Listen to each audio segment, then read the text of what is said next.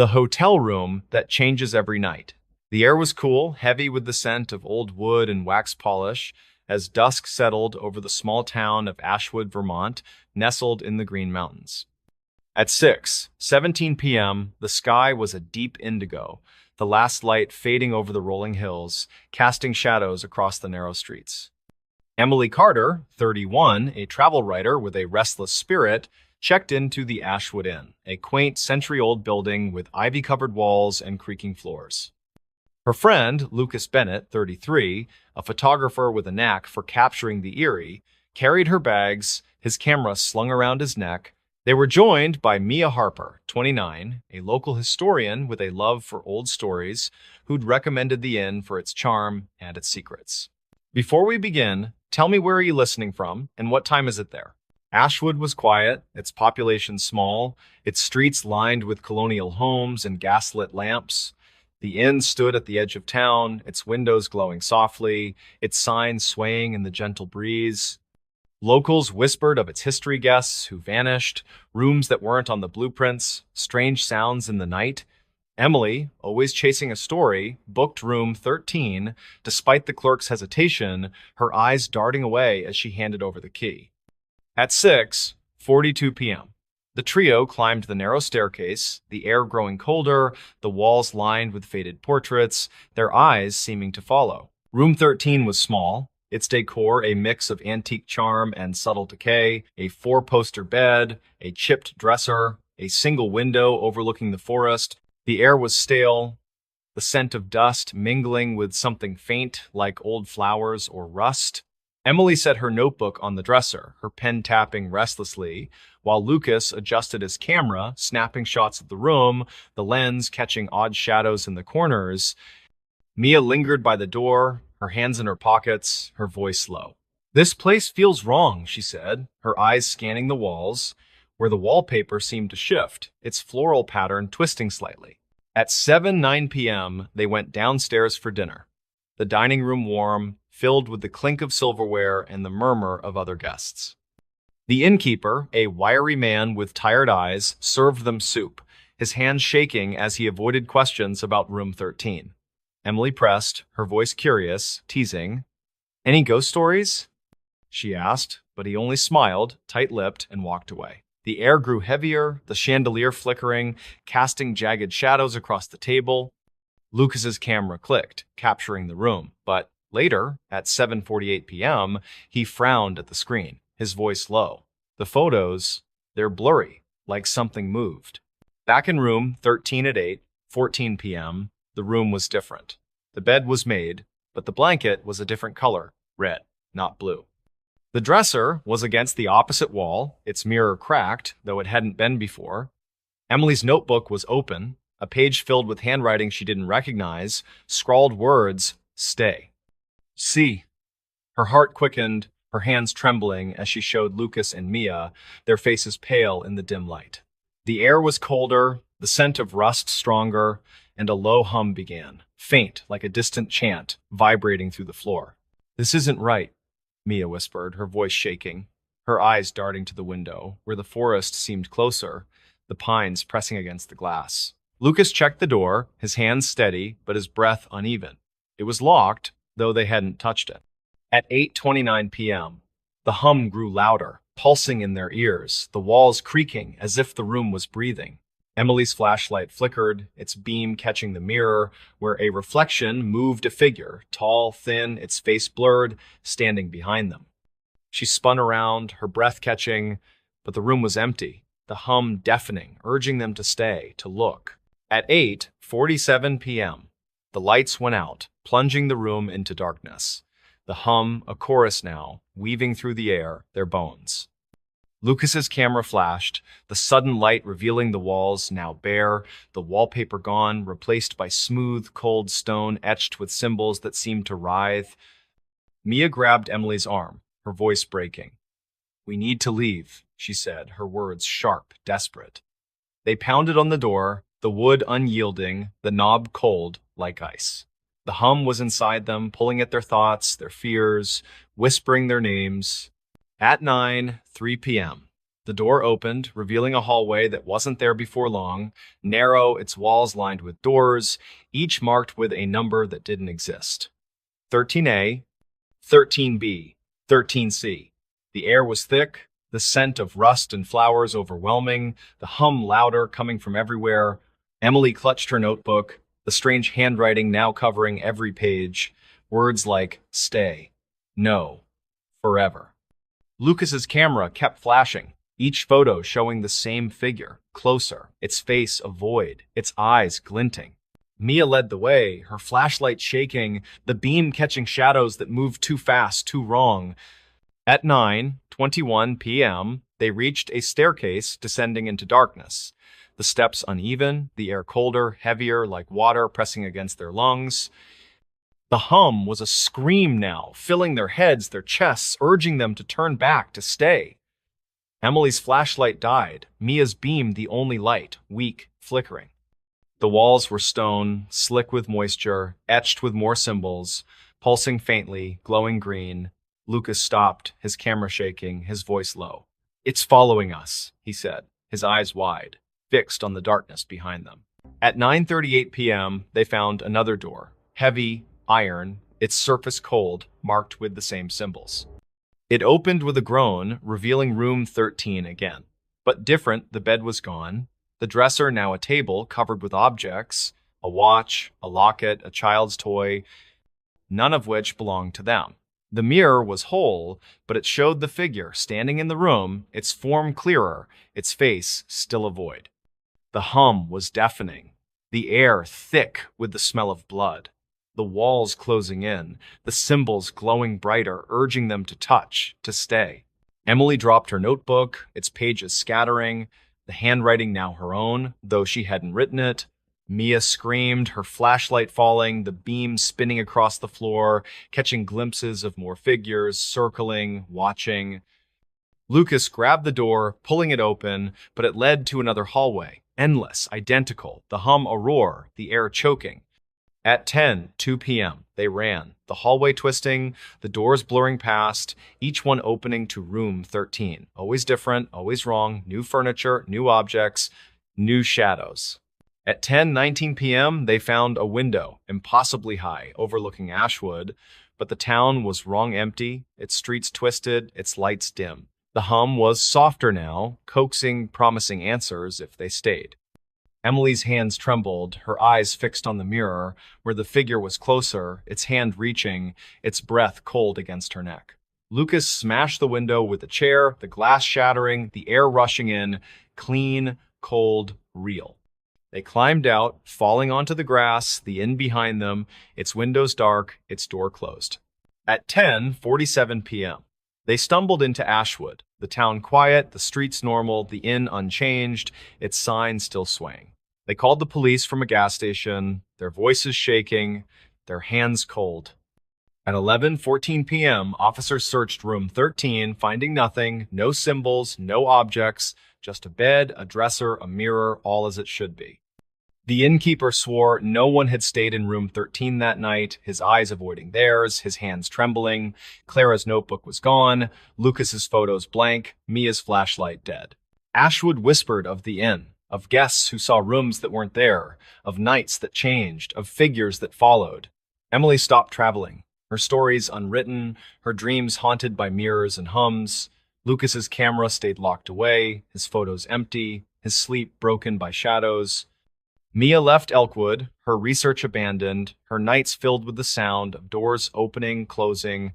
At 6:17 p.m., every evening, the air grew heavy, the hum returned, and the Ashwood Inn stood waiting, its rooms changing, its shadows watching, forever shifting, forever calling.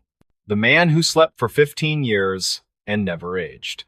The evening was quiet, the air cool and heavy with the scent of cedar and damp earth, as dusk settled over the small town of Elkwood, Oregon, nestled deep in the Siuslaw National Forest.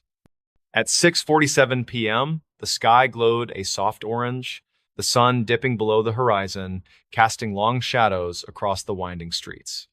Clara Bennett, 32, a librarian with a love for old folklore, walked home from the Elkwood Public Library, her scarf fluttering in the gentle breeze.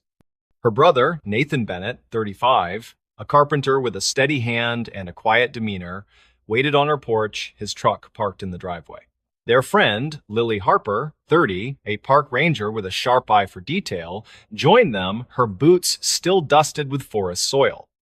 They were meeting to plan a weekend hike, a ritual in a town where the forest was both a playground and a mystery. Before we begin, tell me, where are you listening from, and what time is it there? Elkwood was small, its population barely 1,000, its houses old and weathered, their porches creaking under the weight of time. The forest loomed close, its pines dense, its trails whispering tales of lost travelers and strange lights. At 7:12 p.m., the trio sat in Clara's living room, the lamplight warm, the air filled with the scent of coffee and old books. Clara spread a map across the table, her fingers tracing a trail to Blackthorn Ridge, a remote spot rarely visited, known for its eerie silence and an old cabin, abandoned since anyone could remember. Nathan sipped his coffee, his eyes narrowing. "You sure about that place?" he asked, his voice low, cautious. Lily nodded, her smile tight. "It's just a hike," she said, but her fingers tapped restlessly on the table. The conversation turned to local legends, the kind Clara collected in her notebooks. She mentioned Elias Reed, a name whispered in Elkwood, a man who'd lived in the cabin on Blackthorn Ridge decades ago. The story was strange. Elias, a reclusive carpenter, went to sleep one night and didn't wake for 15 years. Yet, when he emerged, he hadn't aged a day, his face untouched by time, his eyes distant. Wrong. Townsfolk said he vanished soon after, the cabin left empty, its door never locked. Lily laughed, her voice sharp, forced. "Sounds like a ghost story," she said. But Clara's eyes lingered on the map, a chill creeping up her spine. At 7:38 p.m., they decided to visit the cabin, curiosity outweighing unease. The air outside was colder now, the stars hidden by clouds, the forest a wall of shadows. They drove Nathan's truck, the road to Blackthorn Ridge narrow, gravel crunching under the tires. At 8:14 p.m., they parked at the trailhead, their flashlights cutting through the darkness, the pines swaying in a wind that carried a faint hum like a distant chant, barely audible. The trail was overgrown, roots snaking across the path, the air thick with the smell of moss and something older, like stone, left untouched. By 8:42 p.m., they reached the cabin, a sagging structure of weathered logs, its windows boarded, its door ajar, creaking softly. The hum was louder here, vibrating through the ground, the air, their bones. Clara's flashlight flickered, its beam weak, catching glimpses of the cabin's interior dusty floorboards. A single chair, a bed with a tattered blanket. Nathan stepped inside, his boots heavy, his breath visible in the cold. "This place is wrong," he muttered, his voice low, tense. Lily stayed near the door, her flashlight sweeping the trees, her eyes wide. "Something's watching," she whispered, her voice barely audible. At 9:03 p.m., Clara found a journal on the bed, its leather cover cracked, its pages yellowed but intact. She opened it, her hands trembling, the hum pulsing in her ears. The handwriting was neat, deliberate, Elias Reed's name scrawled on the first page. Entries detailed his life, carving wood, tending the forest, then grew strange. The hum comes at night, it knows my name. I can't wake up. The final entry, dated long ago, read, "I'm asleep, but I see." It's waiting. Clara's breath caught, her fingers cold, the journal heavy in her hands. The hum grew louder, a chorus now, weaving through the cabin, the air thick with the smell of earth and something metallic, like blood. Nathan's flashlight died, plunging them into near darkness, Lily's beam the only light, shaking across the walls. Shadows moved, fleeting, wrong, their shapes too tall, too thin, circling the cabin. Clara clutched the journal, her voice trembling. "We need to leave," she said, her words sharp, urgent. Nathan nodded, his jaw tight, but as they turned, the door slammed shut, the sound echoing like a gunshot. At 9:27 p.m., the cabin shook, the hum deafening, the walls creaking as if alive. Lily pounded on the door, her fists raw, her voice breaking. "It's locked!" she shouted, her eyes wide with panic. Nathan threw his shoulder against it, the wood unyielding, the air colder, heavier, pressing against their chests. Clara's flashlight caught something, a figure, standing in the corner, tall, still, its face hidden in shadow. The hum was in their heads now, whispering, urging them to stay, to sleep. Clara's knees buckled, the journal slipping from her hands, pages scattering across the floor. At 9:46 p.m., the figure moved, its step silent, its form blurring like smoke given shape. Lily screamed, her flashlight dropping, the beam spinning across the room, catching glimpses of eyes too many, glinting, watching. Nathan grabbed a chair, swinging it at the door, the wood splintering but holding. The hum was a scream now, filling their minds, their bones, pulling at their thoughts. Clara saw flashes Elias Reed, asleep on the bed, his face young, untouched, his eyes open, staring at nothing. The figure was closer, its breath cold, its presence heavy, ancient, hungry. At 10:03 p.m., the door gave way, splintering under Nathan's final push. They ran, the forest fighting them, branches snagging their clothes, roots tripping their feet. The hum followed, relentless, weaving through the pines, carrying whispers of their names, of Elias's name. Clara clutched the journal, her hands shaking, her lungs burning. Lily's flashlight flickered, the beam catching shadows that moved too fast, too close. At 10:19 p.m., they reached the truck, collapsing inside, the engine roaring as Nathan floored it, the cabin shrinking in the rear view, its door still open, the hum fading, but never gone. At 10:47 p.m., they were back in Elkwood, the town quiet, the streets empty, the pines looming in the distance. Clara's hands trembled as she opened the journal again, its pages now blank, the words gone, as if they'd never been. Lily's eyes were wide, her breath uneven, her voice a whisper. What was that? She asked, but no one answered, the hum still echoing in their ears, faint but there. Nathan drove to the police station, his knuckles white, his face pale, the journal on the seat beside him, heavy, wrong. At 11:12 p.m., they told their story to Officer Daniels, a grizzled man with tired eyes, his notebook open, his pen scratching. The police searched the cabin at 11:49 p.m., finding nothing. No journal, no bed, no chair, just dust and silence. The hum was gone, the air still, but the officers' flashlights caught marks on the floor, faint scratches, like something had been dragged, then erased. Clara showed them the journal, its pages still blank, but Daniels's face hardened, his voice low. Elias Reed's been gone for years, he said, his eyes searching hers. No one's seen him, not since he woke up. Elkwood whispered of the cabin, of Elias Reed, of people who went to Blackthorn Ridge and came back, changed, if they came back at all. Clara burned the journal, its pages curling in the fire, but the hum lingered, faint, in her dreams. Nathan stopped hiking, his tools untouched, his eyes always on the forest. Lily left town, her ranger badge abandoned, her sleep haunted by shadows that didn't age. At 6:47 p.m., every evening, the air grew heavy, the hum returned, and the pines of Siuslaw seemed to watch, waiting for someone else to sleep, to never wake, to never age. She killed her victims on camera, the disturbing files of Aileen Wuornos. The humid air of central Florida hung heavy and thick over the dense sawgrass along the interstate highway. A patrolman stepped carefully through the muddy brush to examine the gray sedan that was abandoned near the woods. The vehicle had been sitting on the shoulder of the road for 2 days before anyone called it in. The year was 1989, and the stretch of highway was known for its isolation and long shadows. Detective Kalin arrived at the scene shortly after the patrolman discovered what was hidden in the tall grass nearby. A man's body lay face down in the dirt, and he was covered by a few discarded carpet squares. The detective swatted away the buzzing flies and knelt down to inspect the victim for any immediate identification. He noticed that the man had been shot multiple times in the torso with a small caliber firearm. The pockets of his trousers were turned inside out, and his wallet was missing from the scene entirely.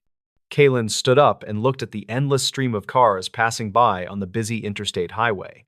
He had a sinking feeling that this was not going to be a simple robbery gone wrong case.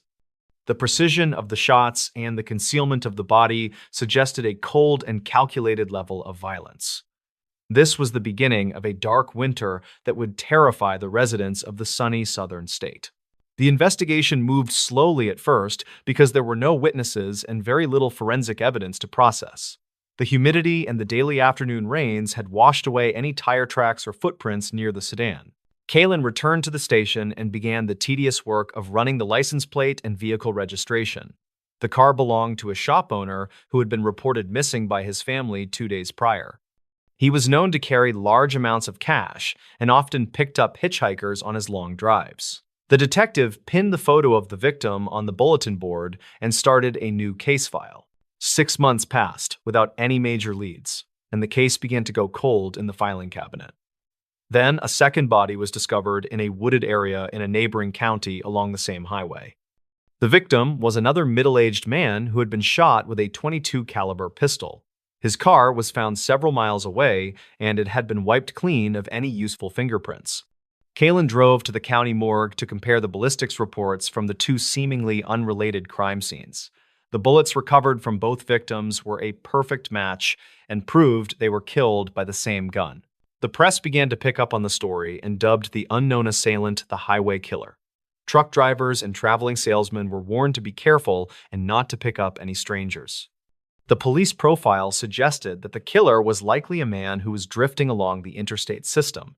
They believed he was acting alone and using the victims for transportation and quick cash to survive. Kalen sat at his desk and stared at the map of the state marked with red pins. He felt that the profile was wrong because the victims were all large and capable men. It seemed unlikely that a single male attacker could surprise them without a struggle or signs of a fight. The break in the case finally came from a witness who saw a car veer off the road. A vehicle had crashed into a fence in a rural area, and 2 women were seen fleeing the scene. The witnesses described one woman as short and stocky with blonde hair and a very aggressive demeanor. The other woman was described as younger and more timid as she followed the blonde into the woods. The car they crashed belonged to a man who had been found dead just a few days earlier. Kalen received the call about the accident and immediately drove to the scene to supervise the forensic sweep. The interior of the crashed car was a goldmine of evidence that the killer had carelessly left behind. They found empty beer cans and receipts from various motels scattered across the floorboards of the vehicle. There was also a bloody fingerprint on the rearview mirror that the suspect had missed while wiping the car. The police lifted the print and sent it to the state lab for an expedited priority analysis. The results came back with a hit for a woman named Lee who had a long criminal record. She was a drifter who had been arrested multiple times for armed robbery and assault in other states.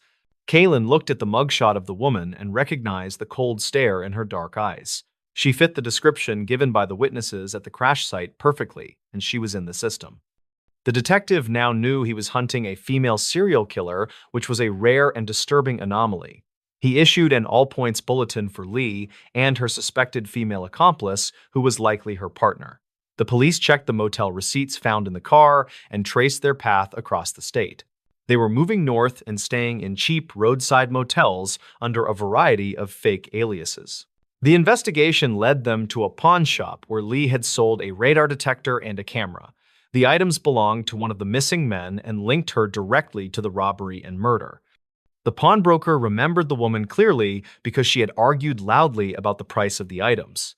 He provided the police with a thumbprint she had placed on the receipt as required by state law. Kalen held the receipt in his gloved hand and knew he finally had the physical evidence he needed. The thumbprint on the receipt was a perfect match to the bloody print found in the crashed car. The police tracked Lee to a biker bar in Volusia County, known as the Last Resort. It was a rough place where people went to disappear and avoid the prying eyes of the law. A team of undercover officers moved into the bar and spotted her drinking heavily at a back table. She was laughing loudly and seemed completely unaware that the net was closing in around her that night. Kalen gave the signal and the officers moved in to make the arrest without a single shot fired. Lee screamed and cursed at the officers as they dragged her out of the bar in handcuffs. She was brought to the interrogation room where the disturbing files of the investigation would truly be opened. Kalen sat across from her and placed the photos of the 7 victims on the metal table. Lee looked at the photos with no emotion and simply asked for a cigarette and a fresh coffee. She denied everything at first and claimed she was just a hitchhiker who got lucky with rides. The detective knew he needed a confession to ensure a conviction because the physical evidence was circumstantial. He decided to use her partner Tyra as leverage to get her to break her silence. Tyra had been found at a separate location and was cooperating fully with the police investigation team. The police told Lee that they were going to charge Tyra as an accomplice to the murders. This news caused Lee to snap, and her demeanor changed from defiant to protective in an instant. She looked directly into the camera lens that was recording the interrogation and began to speak. She told the detectives that she would confess to everything if they promised to let Tyra go free. Kaylin agreed to the deal and pressed the record button on the video camera to capture the statement. This was the moment where she killed her victims all over again on camera for the world to see. She described each murder in graphic detail and reenacted the moments leading up to the fatal shots. She claimed that every single one of the men had tried to assault her after picking her up. She said she killed them in self-defense and that she was the victim in the situation. Her voice was raspy, and her eyes were wide and manic as she told her side of the story. The camera captured every twitch and every shift in her tone as she relived the violent events. The public was horrified and fascinated by the footage of the woman who killed 7 men. The tapes were played on the news, and she became an instant celebrity in the darkest possible way. Kaylin watched the tapes over and over again, trying to find the truth in her rambling confession. He noticed that her story changed slightly every time she told it to a different person. Sometimes she was the victim, and other times she was a cold-blooded predator hunting for cash. The files grew thicker with each interview and each letter she wrote from her prison cell. The trial was a media circus that drew reporters from all over the world to the courthouse. Lee arrived each day wearing a different outfit and smiling for the cameras that lined the hallway. She seemed to enjoy the attention and used the platform to rant about the justice system. The jury watched the videotaped confession and saw the lack of remorse in her eyes on the screen. The prosecutor argued that she lured the men into the woods to rob them and kill them. The defense tried to paint her as a damaged woman who was fighting back against a lifetime of abuse. Kaylin took the stand and testified about the evidence found in the car and the pawn shop. He described the cold efficiency of the killings and the way the bodies were hidden in the brush. The jury deliberated for a short time before returning with a guilty verdict on all counts. Lee stood up and shouted at the jury, calling them corrupt and wishing them all a painful death. The judge sentenced her to death for the murders of the 7 men along the Florida highways. She was sent to death row, where she would spend the next decade waiting for her execution. During her time in prison, she continued to grant interviews to documentarians and news reporters. The files of Aileen Wuornos continued to grow even as she sat in a small isolation cell. She told wild stories about conspiracies and police corruption that made no sense to anyone who listened. Her mental state seemed to deteriorate rapidly as the date of her execution drew closer. She claimed that the camera was her only friend and the only way to get her truth out. The footage from these later years showed a woman who was completely detached from reality. Kaylin retired from the police force, but he never forgot the look in her eyes on the tape. He kept a copy of the case file in his study as a reminder of the evil he had seen. The case changed the way police investigated serial killers and highlighted the dangers of the open road. The myth of the safe hitchhiker was destroyed forever by the woman with the .22 caliber pistol. The families of the victims finally got closure when the state carried out the sentence in 2002. Lee's final words were as erratic and strange as her life had been leading up to that moment. The true tragedy of the story was the trail of destruction she left behind in her wake. 7 men were dead, and their families were left to pick up the pieces of their shattered lives. The disturbing files of the investigation revealed a life of hardship that spiraled into extreme violence. It was a story of a woman who fell through every crack in society until she hit the bottom. But it was also a story of cold-blooded murder committed for a few $100s and a car. The camera captured it all and preserved the horror for future generations to study and analyze. Kaylin often wondered if things could have been different if she had been caught after the first murder. He thought about the man in the gray sedan and how long he lay in the tall grass. The detective knew that he had done his best to stop her before she could kill again. The humid air of Florida still hung heavy over the highways where the crimes took place. The woods were silent now, but the memory of the violence remained in the soil. Drivers still glanced at the tree line, wondering what secrets were hidden in the deep sawgrass. The tapes of her confession remain some of the most chilling pieces of evidence in criminal history. They show a human being who has completely lost the ability to feel empathy for others. She spoke of killing as if it were a mundane task, like buying groceries or pumping gas. The disconnect between her words and her actions was what terrified the public the most. She was a mirror reflecting the darkest parts of human nature back at the world. The title of the monster stuck to her, but she was just a broken person with a gun. The legacy of the case serves as a warning about the unseen dangers that exist in the world. It reminds us that evil does not always look like a monster from a movie. Sometimes it looks like a stranded motorist waving for help on the side of a lonely road. The camera lens captures the surface, but the files reveal the terrifying depth of the human soul. Kalen closed the file one last time and placed it in a box in the attic. He walked out onto his porch and watched the sun set over the Florida landscape. The crickets began to chirp in the twilight, and the heat of the day began to fade. He took a deep breath of the cooling air and tried to push the memories away. The story was over, and justice had been served in the eyes of the law. But the images on the screen would never truly fade from his mind. They were burned there forever, like a scar that refused to heal. The woman who killed her victims on camera had left a mark that would never be erased. The highways continued to flow with traffic as people went about their daily lives. They drove past the spots where the bodies were found without ever knowing what happened there. The anonymity of the road was restored, and the secrets were buried once again. But in the archives of the police department, the tapes sat on a dusty shelf. They waited for the next detective or researcher to pull them down and hit play. The disturbing voice of Lee would fill the room once again and tell her terrible story. The investigation proved that technology and forensic science were powerful tools in solving crimes. The thumbprint and the ballistics were the keys that unlocked the mystery of the highway killings. But it was the camera that provided the window into the mind of the killer. It allowed the world to see the face of the person responsible for the terror. It turned a faceless predator into a human being with a name and a voice. And in the end, that was the most frightening part of the entire ordeal. The realization that a person could commit such acts and then talk about them so casually, it challenged the definition of sanity and forced society to look at its failures. The case of Eileen Wuornos will always be remembered as a tragedy of American life. It is a story of violence and madness that played out on the national stage. The files are closed, but the questions remain about how such a thing could happen. And the camera continues to watch, waiting for the next story to unfold. Detective Kalen knew that there would always be another case and another killer to catch, but he hoped that he would never again see anything like the files of Lee. He went inside his house and locked the door behind him for the night. The safety of his home felt fragile after spending so much time in the darkness. He sat down in his chair and listened to the silence of the empty room.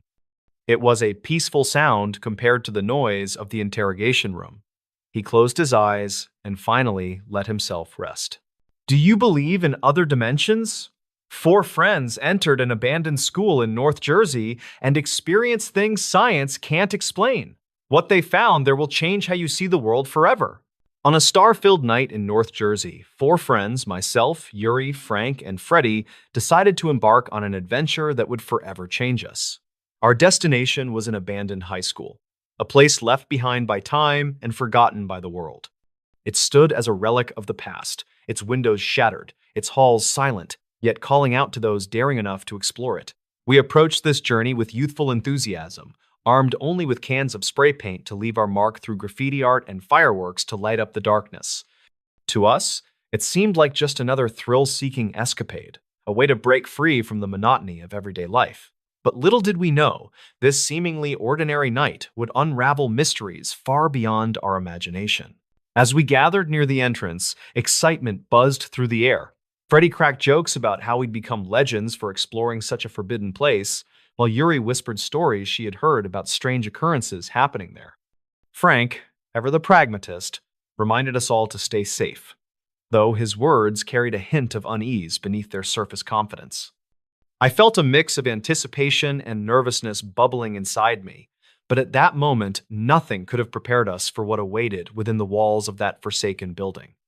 With each step forward, the reality of our decision began to sink in, setting the stage for something extraordinary or perhaps terrifying to unfold. The initial moments were filled with awe as we wandered through the corridors. Dust clung to every surface, creating ghostly patterns under the faint glow of our flashlight beams. Graffiti-covered lockers whispered secrets of long-departed students, and remnants of old desks sat like sentinels guarding memories of a bygone era. For a brief moment, it felt almost poetic, stepping into a piece of history untouched by modernity. Yet, even then, there was an underlying tension, a quiet whisper in the shadows urging caution. Still, we pressed on, determined to carve out our own story amidst the ruins of someone else's. Our laughter echoed through the empty hallways as Freddie attempted to recreate iconic movie scenes using only his voice and makeshift props. Yuri joined in, her giggles ringing out like music in the otherwise oppressive silence. Meanwhile, Frank carefully documented everything with his phone camera, ensuring no detail went unnoticed. Even I found myself caught up in the camaraderie, momentarily forgetting any lingering doubts.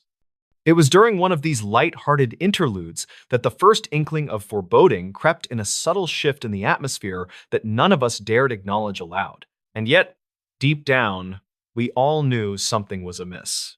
Finally, after hours of wandering and tagging various spots with our artistic signatures, we decided to take a short break before heading back home. Sitting together in a corner of what once might have been a classroom, we shared snacks and recounted tales of other adventures we'd embarked upon. There was a sense of unity among us, a bond forged not just by proximity, but by mutual trust and respect. In that fleeting instant, surrounded by decay and ruin, we felt invincible, as if nothing could ever tear us apart or disturb the harmony of our friendship. But as fate would soon reveal, innocence has a way of crumbling when faced with the unknown. Stepping deeper into the labyrinthine structure of the abandoned school, the atmosphere grew increasingly unsettling. The high ceilings loomed above us, casting elongated shadows that danced eerily in the dim light of our flashlights. Layers of dust coated every surface, muffling our footsteps and adding an ethereal quality to the environment. At first, the remnants of student life, graffitied lockers, broken chairs, and scattered textbooks provided a nostalgic charm, almost romanticizing the neglect. However, as we ventured further, the ambiance shifted dramatically. It started subtly a chill running down my spine despite the warmth of the summer night outside. Then came the faint scent of sulfur, barely noticeable but unmistakable once identified. My heart quickened as I turned to share the observation with the others, only to find them equally affected, their faces pale and eyes wide with apprehension. "Do you smell that?" Yuri asked softly, her voice trembling slightly. No one needed to confirm. The answer hung heavy in the air between us. Our exploration led us to a particularly desolate corridor where the temperature seemed to drop several degrees. It was here that we stumbled upon the first anomaly, a pentagram etched onto the wall, stark white against the grimy brick background. The sight froze us in place, disbelief warring with dread. The edges of the symbol appeared fresh, as though it had been drawn mere hours ago. How was this possible? Who would dare perform such rituals in a place so isolated and forgotten? Questions swirled in our minds, unanswered and unanswerable. Frank, ever the skeptic, tried to rationalize the discovery. "Maybe it's just some prank," he suggested, though his tone lacked conviction. Freddie nodded along, attempting to lighten the mood with a joke, but the humor fell flat. Even Yuri, usually the most level-headed among us, couldn't hide her discomfort. The longer we stared at the ominous marking, the more it seemed to pulse with an unseen energy, drawing our gaze unwillingly. Reluctantly, we tore ourselves away, vowing silently never to speak of what we'd seen, but deep down, we all knew it was too late for denial. The weight of the moment settled heavily on our shoulders as we continued onward, each step now accompanied by heightened awareness. Every creak of the floorboards, every rustle of the wind through broken windows sent shivers coursing through our bodies. What had begun as a carefree expedition was rapidly transforming into something darker, something that tested the limits of our courage and understanding. And still, we moved forward, driven by curiosity and fear in equal measure, unaware of the horrors yet to come. Despite the growing unease, we pushed ahead, clinging to the hope that familiarity would restore a semblance of normalcy. Each room we explored brought new surprises, some amusing, others disconcerting, but nothing prepared us for the sudden realization that struck Frank. "Guys, my bag is gone," he muttered, his voice tinged with panic. His backpack, which had been slung carelessly over a chair moments earlier, had vanished without a trace. At first, we dismissed it as a simple oversight. Perhaps he had set it down somewhere else in the room, or maybe it had slipped off the chair unnoticed. But as we retraced our steps, calling out for it amidst the echoes of our voices, the absurdity of the situation became undeniable. How could a physical object simply disappear in such a confined space? Panic rippled through the group, feeding off the already tense atmosphere. We split up briefly, combing the area methodically. Yuri checked beneath desks. Freddie searched corners obscured by debris, while Frank and I examined the doorways leading to adjacent rooms. Minutes stretched into eternity, the silence broken only by our ragged breathing and murmured reassurances. Just as despair began to creep in, Freddie shouted from across the room, "Over here!" Rushing to his side, we found the missing bag not where we had last seen it, but tucked neatly inside a previously unexamined closet. Stranger still, the bag rested atop a freshly painted pentagram, its colors vivid and wet to the touch. The implications were staggering.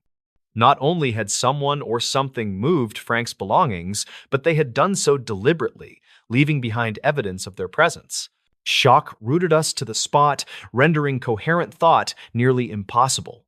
Yuri clasped her hands over her mouth, tears welling up in her eyes. Freddie, typically brash and fearless, looked pale and shaken. Even Frank, whose calm demeanor often steadied the group, struggled to maintain composure. This wasn't just mischief anymore. This was deliberate manipulation, a clear message that we weren't alone, and whoever or whatever lurked in the shadows meant business. Fear coiled tightly around our hearts, threatening to suffocate us. Yet, amidst the chaos, a glimmer of determination sparked within us. If someone or something was playing games with us, we wouldn't back down without answers. Clutching our belongings tighter, we resolved to press on, though the path ahead promised only uncertainty and danger. Reunited and fortified by shared resolve, we resumed our trek through the eerie confines of the school. Tensions remained high, every shadow and sound magnified tenfold by our heightened senses. It was during this phase of our journey that Yuri and Freddie stumbled upon a scene so bizarre it defied explanation. They had wandered slightly ahead of the group, drawn by a faint humming noise emanating from a distant corner. Following the sound, they entered a classroom unlike any other they'd encountered thus far. Its interior bore signs of recent activity chairs arranged in a circle, candles flickering despite the lack of visible flame, and three figures cloaked in black robes seated silently within the formation. Their heads bowed low, obscuring their features, yet their presence radiated an aura of authority and mystery. Yuri and Freddie watched in stunned silence as the robed figures engaged in an unusual ritual involving marbles. They rolled the glass spheres across the floor in intricate patterns, their movements synchronized and deliberate. Though the action seemed innocent enough, the sheer intensity of focus exuded by the strangers made it anything but mundane. When one of the marbles came dangerously close to Yuri's foot, she gasped audibly, alerting the figures to her presence. Slowly, deliberately, the trio raised their heads, revealing hollow eyes devoid of pupils. Their gazes pierced through the darkness, locking on to Yuri and Freddie with unnerving precision. Neither of us could move, paralyzed by the overwhelming sensation of being scrutinized, judged, and found wanting. Finally, Freddie summoned the courage to ask, "Who are you? What are you doing here?" The response came not in words, but in actions. One figure extended a hand, palm upward, inviting or commanding the two to join the circle. Instinctively, Yuri grabbed Freddie's arm and pulled him backward, breaking the spell-like hold the encounter had cast over them. As they retreated, the hum of the marbles intensified, reverberating through the walls like a warning. By the time they rejoined Frank and me, their faces were pale, their voices shaky as they recounted the harrowing experience. This revelation added another layer of complexity to our predicament. Were these individuals guardians of the school, protectors of secrets best left undisturbed? Or were they malevolent entities seeking to ensnare intruders in their twisted games? The questions piled higher, each more daunting than the last, leaving us teetering on the brink of comprehension and despair. Moments after hearing Yuri and Freddy's chilling account, the air around us shifted again, this time carrying with it a tangible sense of menace. From somewhere deep within the building, a rhythmic pounding began, footsteps resonating against the wooden floors, deliberate and measured. Each thud reverberated through our chests, amplifying the dread pooling in our stomachs.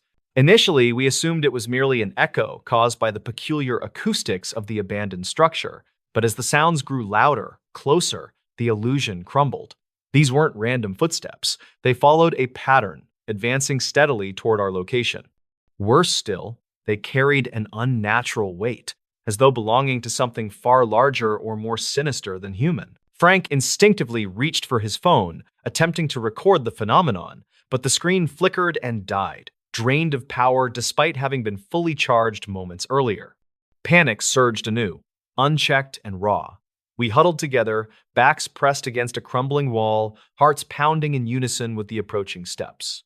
The sound grew deafening, each beat a reminder of our vulnerability. Then, a voice cut through the cacophony, a low, gravelly growl that sent shivers coursing through our spines. "You shouldn't be here," it intoned, the words dripping with malice and intent. Though spoken from a distance, the voice seemed to surround us, invading our minds and stripping away any pretense of bravery. Tears streamed down Yuri's face as she buried her head in Freddy's shoulder, while Frank clenched his fists so tightly his knuckles turned white. For a moment, time seemed to stand still, suspended in the balance between fight and flight. Then, spurred by primal instinct, we bolted, abandoning all pretense of dignity in favor of survival. Doors slammed shut behind us, corridors twisted impossibly, and yet we ran, driven by the promise of escape and the desperate hope that whatever pursued us would tire of the chase. But even as we fled, the memory of those haunting footsteps lingered, a constant reminder of the terrors hidden within the walls of that forsaken school. The moment the voice echoed through the halls, our instincts kicked into overdrive. Without a word exchanged, we bolted like startled deer, each of us driven by primal fear and the desperate need to survive. The once familiar corridors now felt alien. Every corner, a potential ambush point. Every shadow concealing an unseen threat. Our footsteps thundered against the wooden floors, reverberating through the vast emptiness of the school, amplifying our panic. Frank led the charge, his phone long dead but still clutched tightly in his hand as if it might somehow offer protection. Yuri followed close behind, her breaths shallow and ragged, tears streaming down her face despite her attempts to remain composed. Freddy brought up the rear, glancing over his shoulder repeatedly, half expecting the robed figures or whatever had been pursuing us to materialize at any second. I ran alongside them, my lungs burning with exertion, my mind racing with fragmented thoughts. Would we make it out alive? What would happen if we didn't? Every step felt heavier than the last, the weight of uncertainty pressing down on us like an invisible force. We navigated through labyrinthine hallways that seemed to twist and turn unnaturally, defying logic and memory. Tangayang earlier appeared stable, now groaned beneath our feet, threatening to collapse under the urgency of our retreat. Dust swirled around us, creating ghostly patterns in the dim light of our flashlights, which flickered erratically as if sensing the chaos enveloping us. Finally, after what felt like an eternity, we stumbled upon the exit, a rusted metal door partially hidden behind layers of vines and debris. It was locked, of course, but Frank's frantic hands worked quickly, fumbling with the mechanism until it gave way with a loud creak. Bursting through the doorway, we spilled onto the cool night air, gasping for breath as though we'd just resurfaced from drowning. The wind kissed our faces, carrying with it the promise of freedom, yet none of us could shake the lingering dread that clung to us like a second skin. For all the relief of making it outside, the question remained, had we truly escaped or merely postponed the inevitable. Collapsing onto the damp grass surrounding the school, we sat huddled together, clutching one another's hands as if afraid to let go. Breathing heavily, we tried to steady our erratic heartbeats, though the pounding in our chests refused to subside. Silence reigned supreme, broken only by the occasional sniffle or shaky exhalation. Each of us processed the events of the night in our own way, some staring blankly into the distance, others burying their heads in their knees. Yuri was the first to speak, her voice barely above a whisper. "What were they?" she asked, directing the question not to anyone specific, but rather into the void between us. Her words hung heavy in the air, unanswerable yet demanding attention. Freddie shook his head, unable or unwilling to provide an explanation. Frank simply stared at the ground, his jaw clenched so tightly it looked painful. As minutes stretched into what felt like hours, I found myself reflecting on the courage it took to press forward despite overwhelming fear. Each of us had faced moments where retreat seemed the only viable option, yet we chose instead to confront the unknown. That decision, reckless though it may have been, bonded us in ways words never could. Even now, sitting amidst the remnants of our terror, there was an undeniable sense of camaraderie, a shared understanding that we had survived something extraordinary together. But even as the adrenaline began to wane, replaced slowly by exhaustion, questions lingered in my mind. Who or what had we encountered inside those walls? Were the robed figures mere humans performing rituals, or did they belong to something far beyond human comprehension? And more importantly, why had they allowed us to leave? These thoughts gnawed at me, refusing to be silenced, and I knew then that this experience would haunt me for years to come. In the days following our harrowing escape, life attempted to return to normal, but nothing about us was quite the same anymore. The four of us grew quieter, more introspective, often lost in thought during moments when laughter or chatter would normally fill the silence. Yet, despite our collective unease, word of our adventure spread like wildfire among friends and acquaintances. At first, we dismissed inquiries with vague responses, reluctant to delve into details that seemed too surreal to share. But curiosity is a powerful thing, and soon enough, fragments of our story leaked out, twisting and morphing as they passed from person to person. Some listeners dismissed our tale outright, chalking it up to youthful exaggeration or late-night drunken ramblings. Others, however, latched onto the narrative with fervor, weaving elaborate theories about the abandoned school being a gateway to other dimensions or a hotspot for supernatural activity. Urban legends sprouted overnight, fueling speculation and drawing attention to a place most people had forgotten existed. Social media platforms buzzed with posts and comments debating the veracity of our claims, turning what started as a personal nightmare into public fascination. For us, though, the reality remained raw and unfiltered. No amount of skepticism or disbelief could diminish the truth of what we experienced. The pentagrams, the robed figures, the haunting footsteps, all of it replayed vividly in our minds whenever silence fell. While some chose to mock or doubt, we carried the burden of knowing firsthand that some mysteries are best left undisturbed. And yet, paradoxically, sharing snippets of our ordeal offered a strange sort of catharsis, allowing us to process the incomprehensible one piece at a time. Time marched onward, bringing with it new challenges and distractions, yet the events of that fateful night refused to fade completely.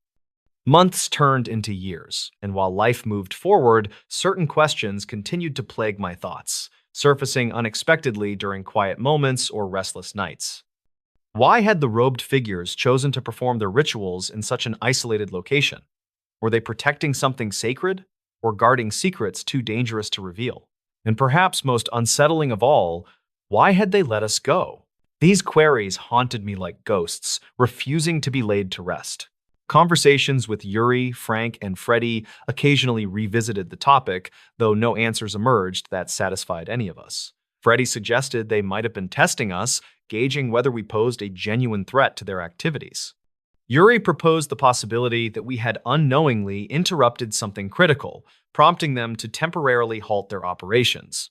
Meanwhile, Frank leaned toward the theory that their motives were purely ritualistic, unrelated to anything involving outsiders.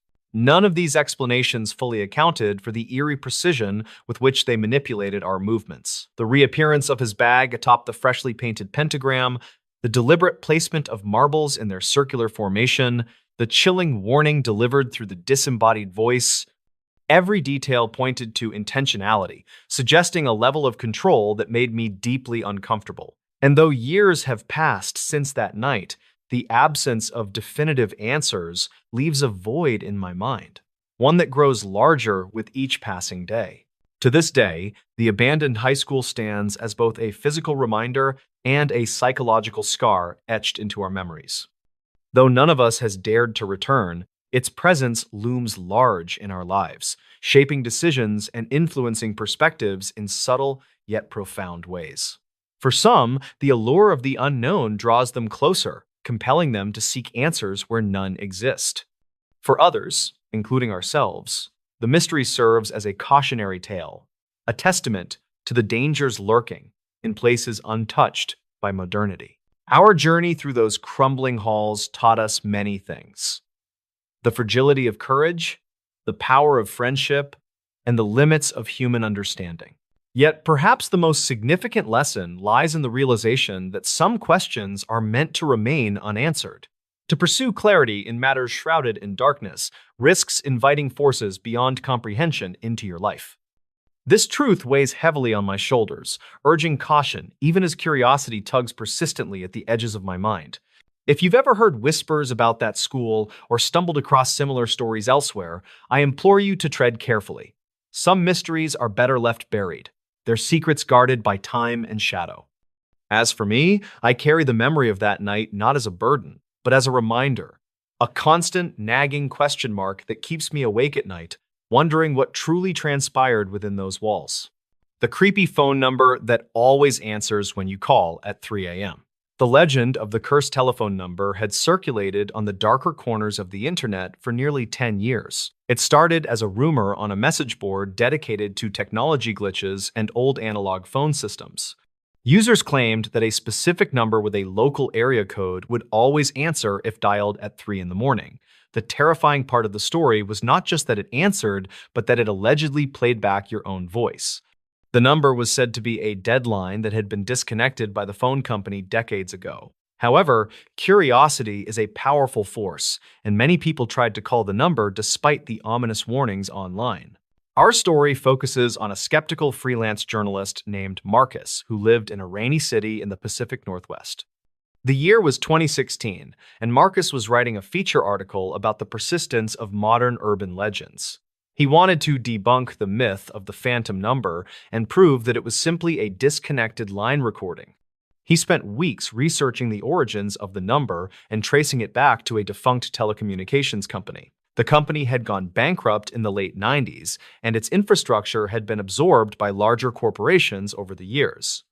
Marcus believed the number was likely an automated test loop that had been forgotten by the engineers during the transition. He decided to conduct the experiment himself on a stormy Tuesday night in late October to set the proper mood.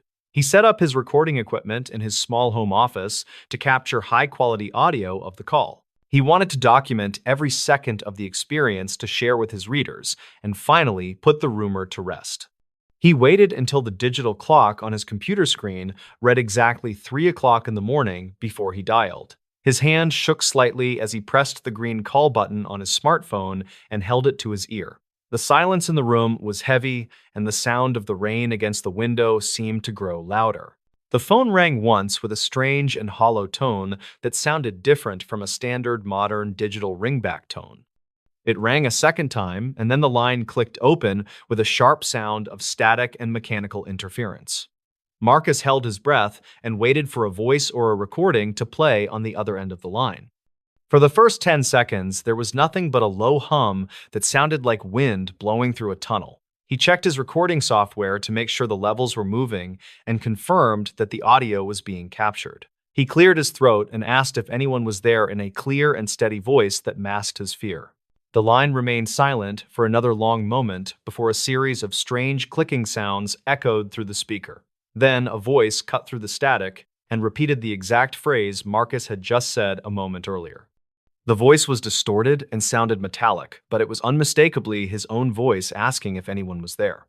Marcus felt a cold chill run down his spine as he realized the legend was technically true so far. He assumed it was a simple audio feedback loop that echoed the audio back to the caller with a delay. He decided to test the theory by saying a random string of numbers to see if they were repeated back. He recited the numbers 1 through 5 and waited for the echo to return them to him through the phone. The voice on the other end repeated the numbers, but the tone was different and sounded angry or impatient. The playback was not a simple echo because the inflection of the voice did not match what Marcus had just said. It sounded like clips of his voice had been spliced together from different conversations to form the new sentence.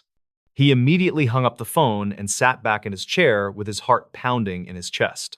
He tried to rationalize what he had just heard by telling himself it was a sophisticated prank or a hack. He began to review the audio file he had just recorded on his computer to analyze the strange metallic voice.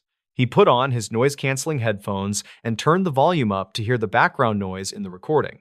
He could hear faint sounds behind the static that sounded like heavy machinery or perhaps a large ventilation fan.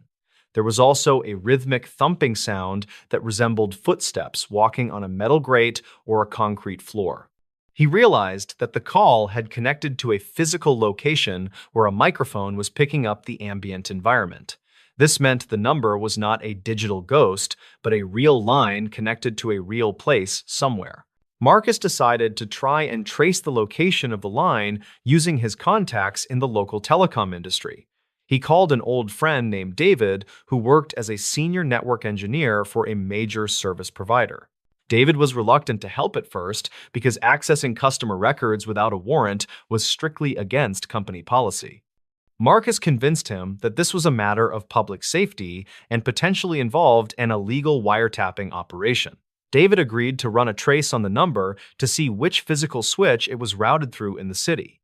The process took several hours, and Marcus spent the time pacing around his apartment and checking his locks.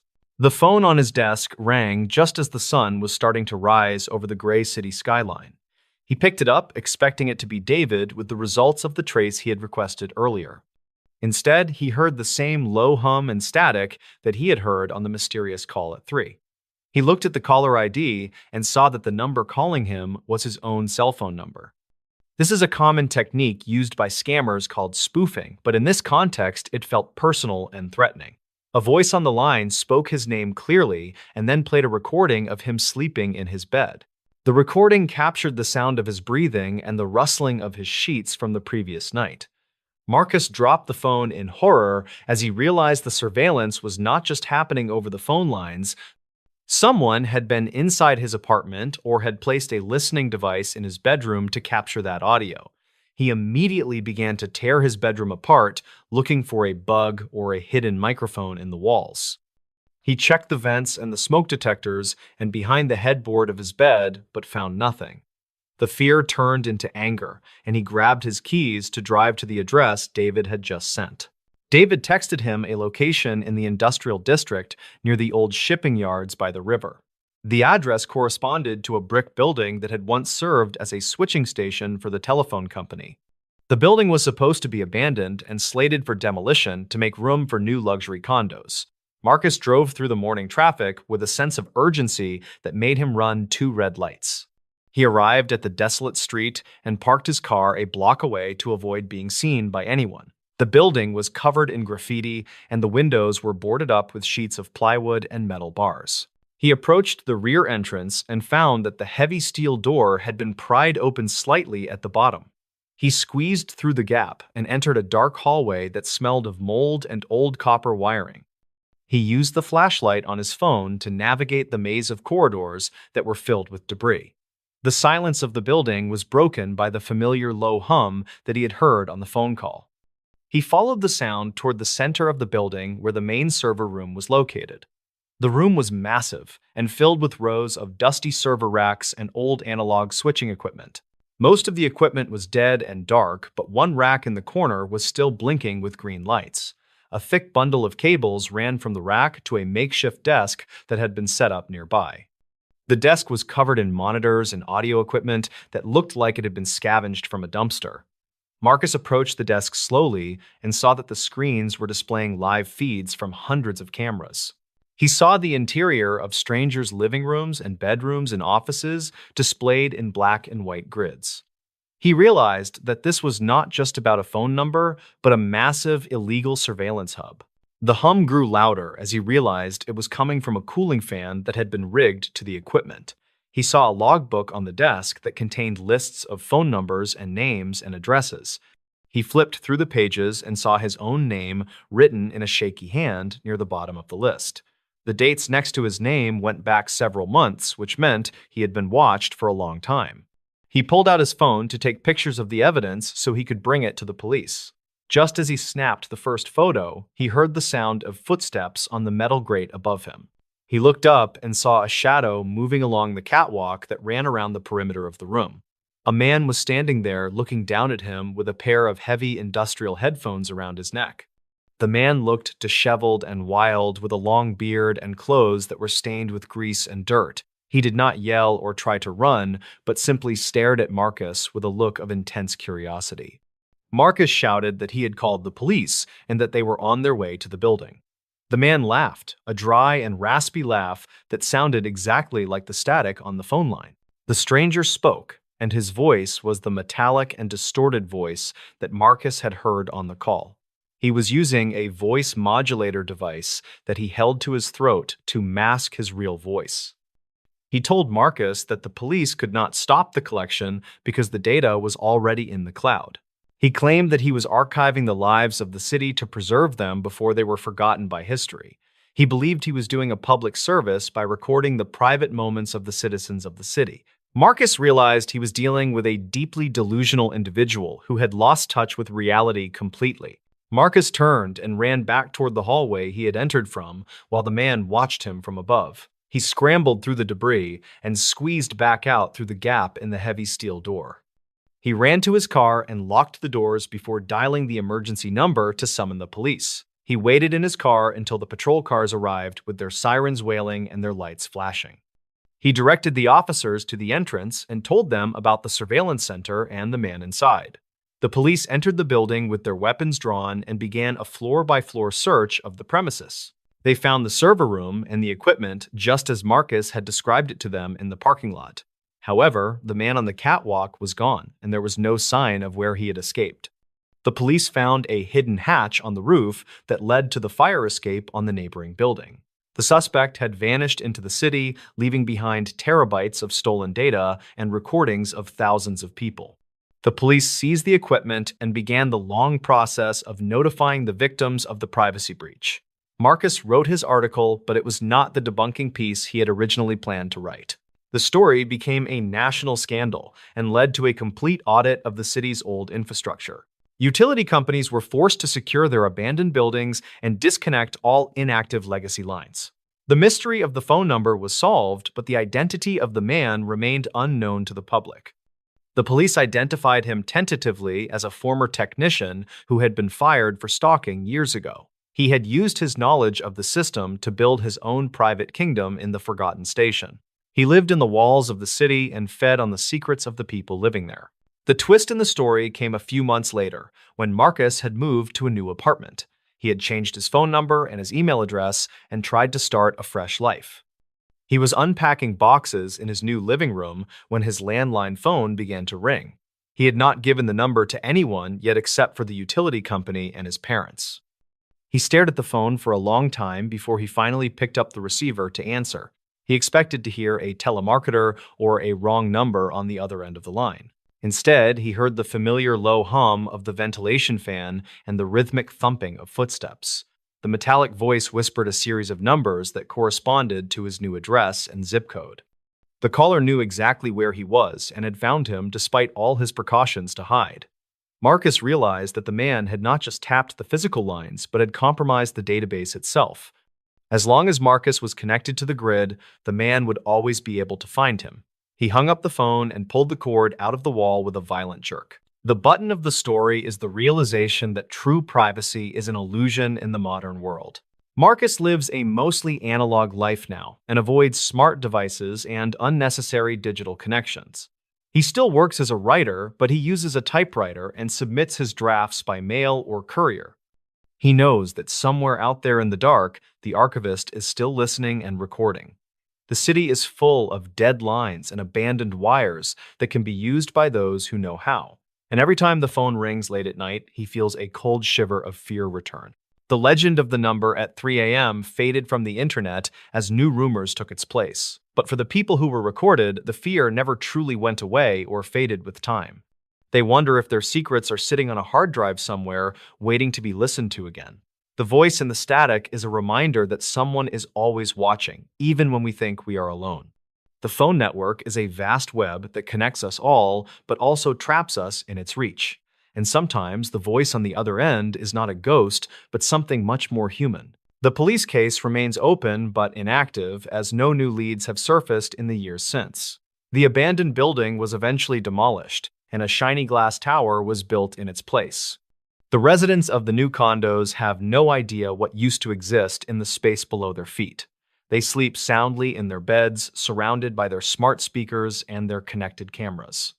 They do not hear the phantom ring or the static that sometimes bleeds through the lines. But deep in the city, the signal still travels through the copper veins of the old world. Marcus often walks by the site and looks up at the new building with a heavy heart. He wonders if the man is still out there finding new ways to listen to the world. The technology changes, but the desire to watch and to know remains a constant human flaw. The experience taught him that curiosity can open doors that are better left closed and locked tight. He never dials random numbers anymore, and he advises his readers to do the same. The risk of who might answer is simply too high to take for a moment of thrill. The story serves as a warning to those who seek out the strange and the unknown online.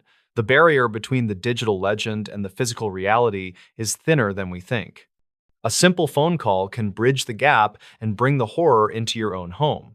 The darkness is not just in the supernatural, but in the obsessed minds of people living on the fringe. So if your phone rings at 3 a.m., it is best to let it go to voicemail, because you never know who is holding the receiver on the other end of the line. In this new story, the winter of 2014 was recorded as one of the most brutal seasons in the history of the Midwest. A massive polar vortex had descended upon the region and turned the landscape into a frozen wasteland of ice. The snow fell in sheets that were so thick they blotted out the streetlights and the moon completely. The temperature dropped to levels that were dangerous for anyone caught outside for more than a few minutes. The local authorities advised everyone to stay off the roads and to remain indoors until the storm passed. But life does not always stop for the weather, and some people had to brave the elements that night. Caleb was a 35-year-old architect who prided himself on his punctuality and his unwavering reliability to his family. He was driving his reliable sedan down a country road that he had traveled 1,000 times before. The road connected his office in the city to the quiet suburb where he lived with his wife. He had left work early to beat the storm, but the weather moved faster than the forecasters predicted. The snow began to accumulate on the windshield faster than his wipers could clear it away from the glass. The black asphalt of the road disappeared under a layer of white powder that hid the lane markers. He gripped the steering wheel with both hands and leaned forward to see through the swirling vortex of snow. The heater in his car was blasting hot air, but the cold managed to seep through the glass. He reached for his phone, which was mounted on the dashboard, to send a quick update to his wife. He used the voice command feature to dictate a message so he could keep his hands on the wheel. The text message was sent at exactly 6 o'clock in the evening to his wife waiting at home. It consisted of 2 simple words that would haunt her forever, and those words were almost home. His wife, named Sarah, received the message and felt a wave of relief wash over her anxious mind. She was in the kitchen preparing a warm dinner and listening to the wind howl against the windows. She replied with a heart emoji and told him to drive safely and to watch out for ice. She set the table and waited for the sound of his car pulling into the driveway as usual. The minutes ticked by and turned into an hour without any sign of headlights cutting through the darkness. She checked her phone again and saw that her last message to him had not been delivered yet. She tried to call him, but the call went straight to voicemail without ringing even a single time. The panic began to set in as she realized that his commute should have only taken 30 minutes. She paced the living room floor and looked out the front window every time a car passed by. She called his office, but the security guard told her that everyone had left the building hours ago. She called the local police department, but the lines were jammed with reports of accidents and stranded motorists. She finally got through to a dispatcher who told her to stay calm and wait for an update. The storm raged on through the night and dumped nearly 2 feet of snow on the sleeping town. Sarah did not sleep at all, but sat by the window watching the snow pile up outside. The sun rose the next morning and revealed a world that was buried in a blanket of white. The roads were impassable and the schools and businesses were closed due to the state of emergency declared. A sheriff deputy finally made it to her house in a large four-wheel drive vehicle that morning. He told her that they had found Caleb's car abandoned on the side of the road 3 miles away. Sarah felt a surge of hope because finding the car meant that he might have walked to a house. She asked the deputy if they had checked the nearby homes or if he was at the hospital. The deputy looked grim and told her that the car was empty and the engine was cold. There were no footprints around the vehicle because the heavy snow had filled them in during the night. The car was parked neatly on the shoulder as if he had pulled over to check something. The keys were gone, but his wallet and his laptop bag were still sitting on the passenger seat. The search and rescue team was assembled quickly despite the difficult conditions and the freezing temperatures of the day. They brought in tracking dogs that were trained to find people buried in the snow or lost in woods. The dogs sniffed the car seat to get Caleb's scent and immediately ran toward the dense forest nearby. The woods bordered a large frozen lake and a series of steep ravines that were dangerous in winter. The team followed the dogs into the tree line while fighting against the deep drifts of fresh powder. The wind had died down, but the air was still cold enough to freeze exposed skin in minutes. They searched for hours but found no sign of the missing architect in the immediate vicinity of the car. The snow was so deep that probing poles were used to check every lump and drift on the ground. The team expanded their search grid to cover a 5-mile radius around the abandoned vehicle that day. They found a single glove lying near a frozen creek bed about a mile from the road. Sarah confirmed that the glove belonged to Caleb and was a gift she had given him for Christmas. This discovery renewed the urgency of the search because it meant he was definitely in the woods alone. The glove was found far away from any houses or roads, which confused the experienced search team members. Caleb was a smart man who knew the area well and should have walked toward the town lights. There was no logical reason for him to head deeper into the wilderness and toward the frozen lake. The sun began to set on the second day, and the temperature dropped again to dangerous lows. The search was called off for the night to protect the safety of the rescue volunteers and dogs. Sarah sat at home with her parents and tried to understand why her husband would walk into danger. The investigation into the disappearance looked at every possible angle, including foul play and a staged event. The police checked his bank accounts and his phone records for any sign of trouble or secret plans. They found nothing unusual and confirmed that he was a happy man with no enemies or debts. The car had plenty of gas and the battery was dead because the lights had been left on.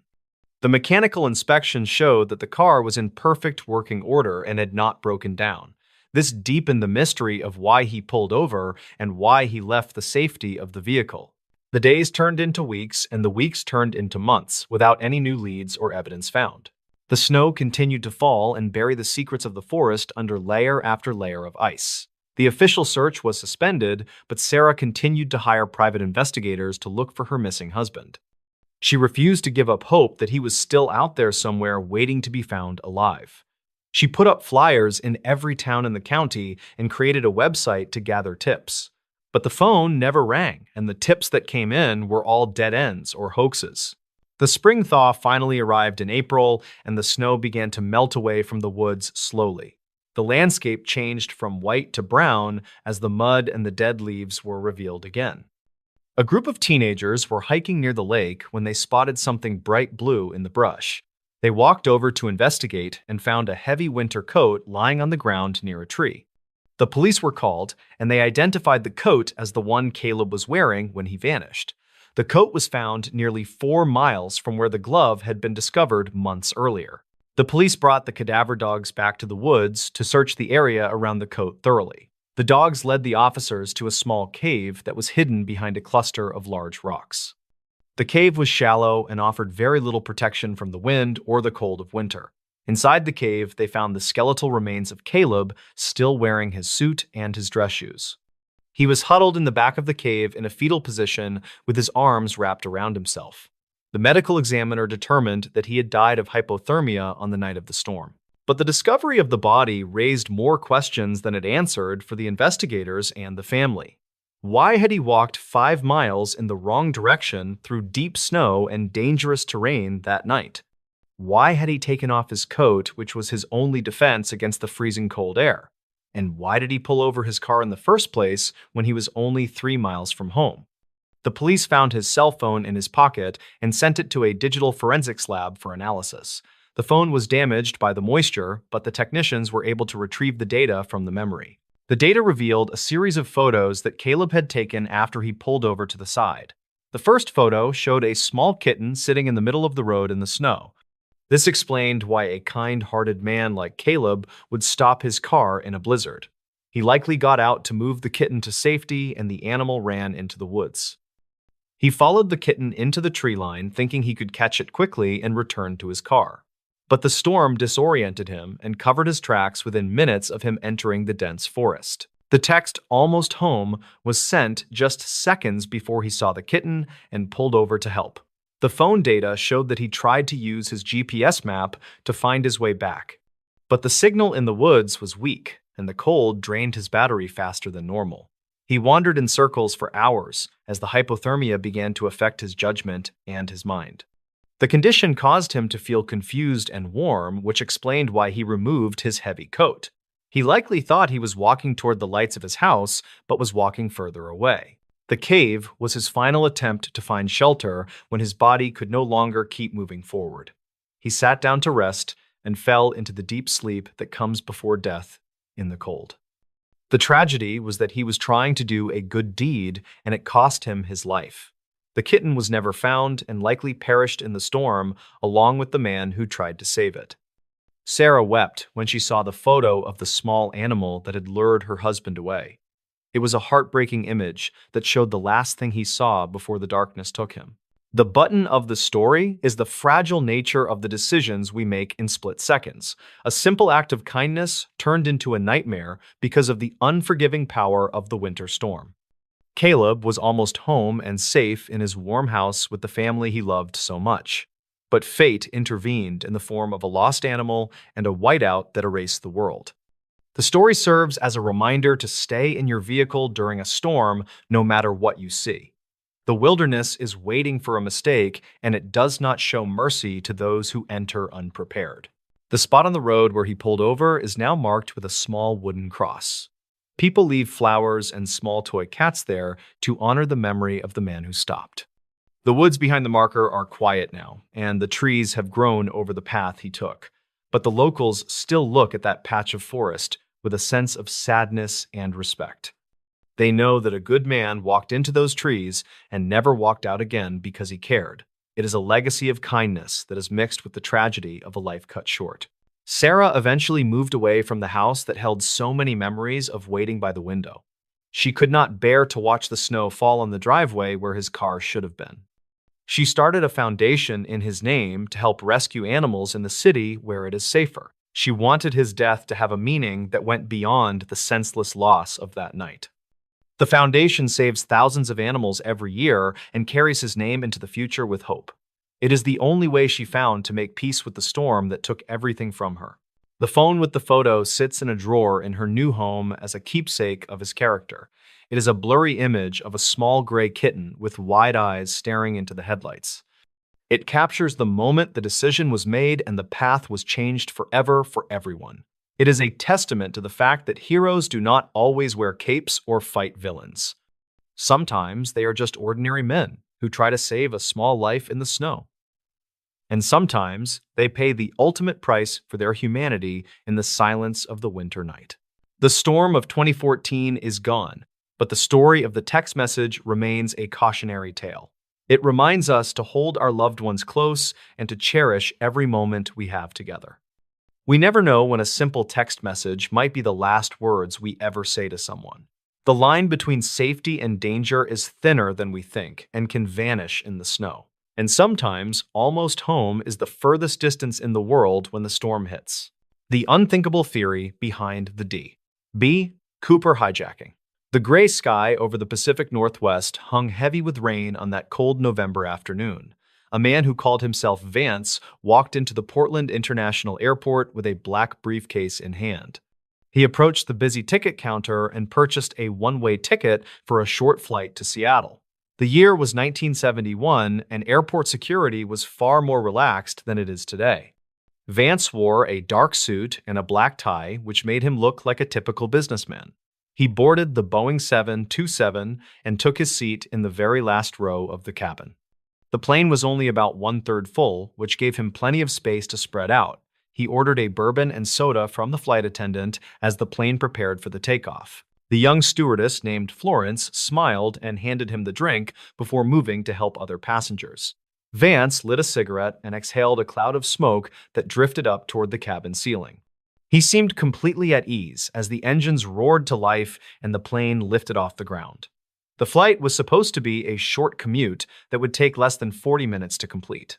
Florence walked past him again, and he extended his hand to pass her a small folded note. She assumed he was giving her his phone number, and she slipped it into her pocket unread. Vance leaned forward and spoke to her in a voice that was low and incredibly polite and calm. He told her that she needed to look at the note immediately because he had a bomb. Florence felt a cold chill run down her spine as she unfolded the piece of paper.